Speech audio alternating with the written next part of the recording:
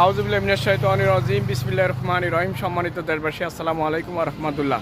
বহুদিন পর আমরা ছোট বড় যা আছে আমরা সিনিয়র কোন জুনিয়র কোন এই যে ভাইদেরকে নিয়ে আমরা কালীগঞ্জ বেলাইবিল ব্রিজের এনে আমরা আসলাম।